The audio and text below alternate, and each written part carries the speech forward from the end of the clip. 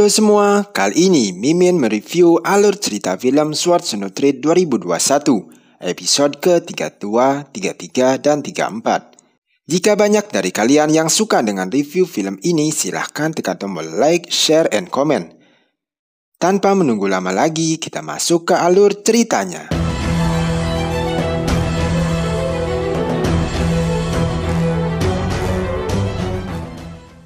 Setelah keluar dari ruang Changwu, seorang bawahan dari ayahnya Qing Feng memberikan sebuah kitab pusaka kepada Su Pengnian.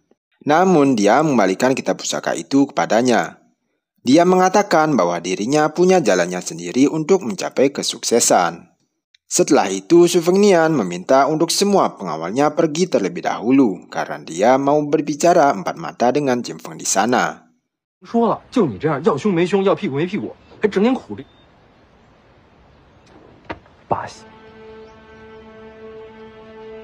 Singkat cerita, Su Pengnian telah kembali menemui adiknya di bawah Gunung Longhu.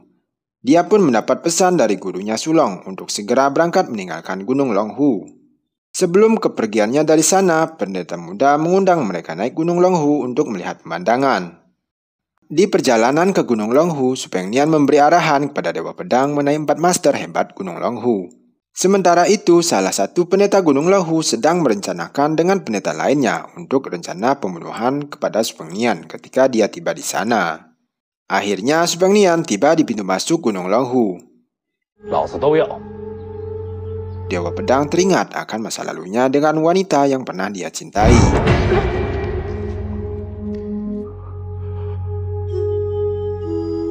Dia pun menyesali karena wanita yang pernah dicintai mati di tangannya. Hingga tiba mereka di halaman kuil, mereka disambut oleh kedua pendeta di sana. Dan Ping, salah satu Master Longhu, mengatakan dirinya akan melenyapkan kekuatan yang ada pada diri Su Pengnian. Dewa Pedang yang berada di samping Su Pengnian membelanya dengan mengatakan akan melindungi tuannya.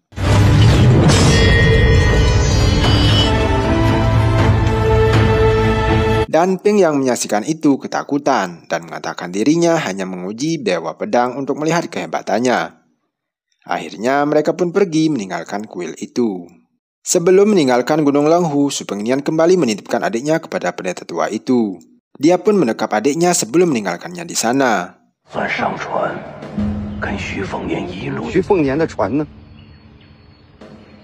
Terlihat dari kejauhan ada kapal yang mendekatinya.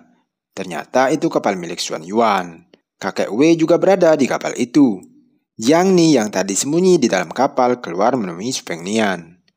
Ternyata kapal yang dibawa oleh Qing Feng itu disiapkan untuk mengantar Jiang Ni ke negara Chu Barat. Su Pengnian memberi nasihat kepada Jiang Ni ketika nanti dirinya sudah berada di negara Chu Barat.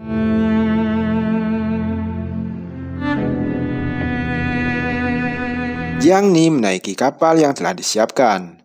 Terlihat dari kedua raut wajah mereka merasa berat untuk saling melepaskan. Tidak berselang lama, Su Pengnian kembali menemui Jiang Ni yang terakhir kalinya. Dia memberikan sebuah pedang warisan ibunya kepada Jiang Ni dan sebuah koin perak kepadanya.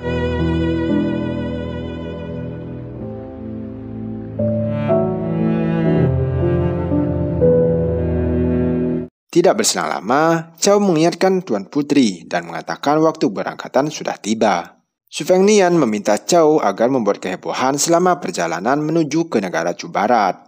Mereka pun melanjutkan perjalanannya menuju ke Akademi Sangyin. Di Akademi Sangyin, kakak keduanya sudah menunggu kedatangan mereka di sana.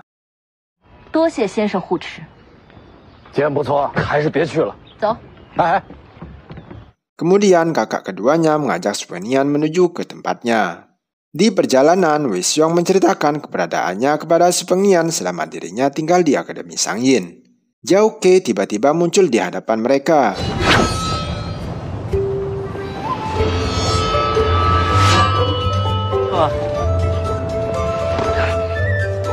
Su Pengnian sampai di tempat tinggal kakaknya. Sementara itu, Dewa Pedang menemui Zhao Ke yang sudah menunggunya di sana.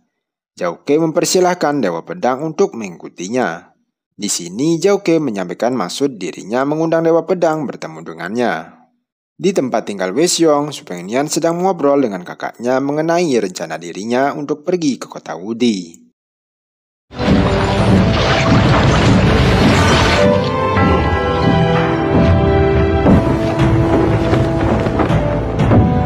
Su Fengnian membantu menyisir rambut kakaknya sebelum dia meninggalkan Akademi Shangyin.